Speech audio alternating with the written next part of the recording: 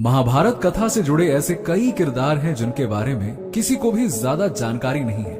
उन्हीं किरदारों में से एक है भीम का पोता।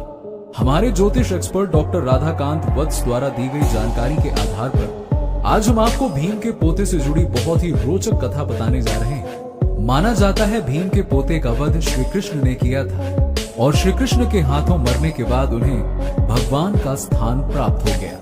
तो आइए आज की वीडियो में जानते हैं इस दिलचस्प किस्से के बारे में। अगर आप भी हमारे चैनल पर पहली बार आए हैं तो चैनल को सब्सक्राइब करें और वीडियो को लाइक और शेयर जरूर करें और बेल आइकन जरूर दबा दीजिएगा ताकि ऐसी ही जानकारी भरी वीडियोस आपको सबसे पहले मिलती रहे। ये बात तब की है जब महाभारत का युद्ध आरंभ होने वाला था।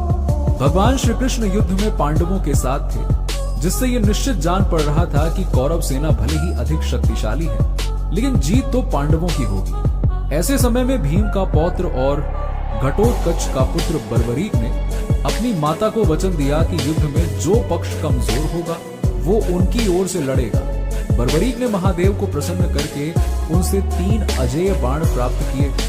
भगवान श्री कृष्ण को जब बर्बरीक की योजना का पता चला तब वो ब्राह्मण का वेश धारण करके बर्बरीक के मार्ग में आ गए। बर्बरीक कौन था? बर्बरीक भीम के पौत्र और घटोत्कच एवं अहिलावती का पुत्र था।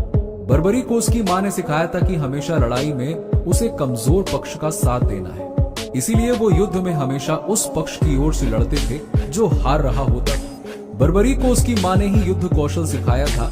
उसे शिव का अवतार माना जाता था। वहीं कुछ कथाओं में इसे यक्ष का इंसानी रूप में पुनर्जन्म भी कहा गया।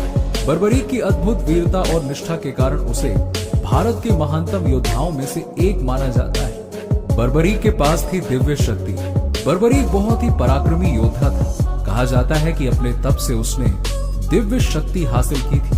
बर्बरीक के पास 3 ऐसे बाण थे जिससे युद्ध क्षेत्र में पूरी की पूरी सेना का 1 मिनट में खात्मा किया जा सकता था। ये बाण अपना लक्ष्य भेद कर वापस उसके पास आ जाते थे। इसी वजह से बर्बरीक को कभी कोई हरा नहीं पाया। इन बाणों की शक्ति और बर्बरीक की अद्वितीय योग्यता के कारण उसे 3 बाणधारी के नाम से भी जाना जाता था। महाभारत के युद्ध में क्यों नहीं लड़ पाया बर्बरीक? बर्बरीक महाभारत का युद्ध लड़ना तो बहुत चाहता था, इसीलिए वो कुरुक्षेत्र के लिए निकल पड़ा। अब जब श्री कृष्ण को ये पता चला तो उन्हें लगा कि बर्बरीक अगर मैदान में आ गया तो युद्ध का परिणाम उलट जाएगा। इसीलिए श्री कृष्ण एक ब्राह्मण का भेष धारण करके बर्बरीक के सामने पहुंच गए। अब श्री कृष्ण जानते थे कि बर्बरीक की उपस्थिति युद्ध की दिशा और दशा को पूरी तरह से बदल सकती है।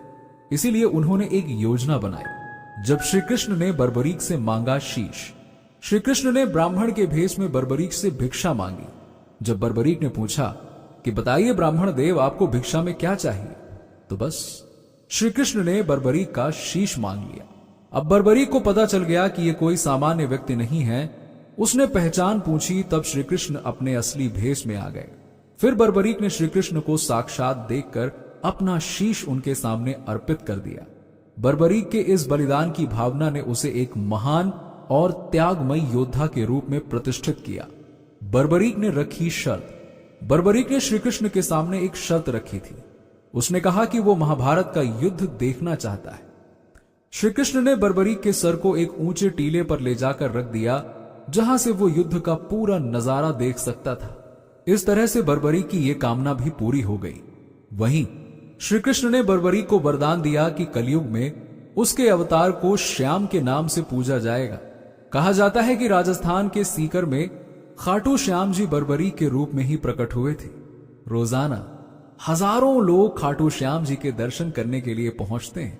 खाटू श्याम जी की ये पूजा बर्बरीक के अद्वितीय बलिदान और निष्ठा की गवाही देती है। तो आज के वीडियो में इतना ही। अगर आप हमारे चैनल पर पहली बार आए हैं तो चैनल को सब्सक्राइब करके बेल आइकन जरूर दबा दीजिएगा ताकि आपको ऐसे ही ज्ञान भरी बातें मिलती रहें।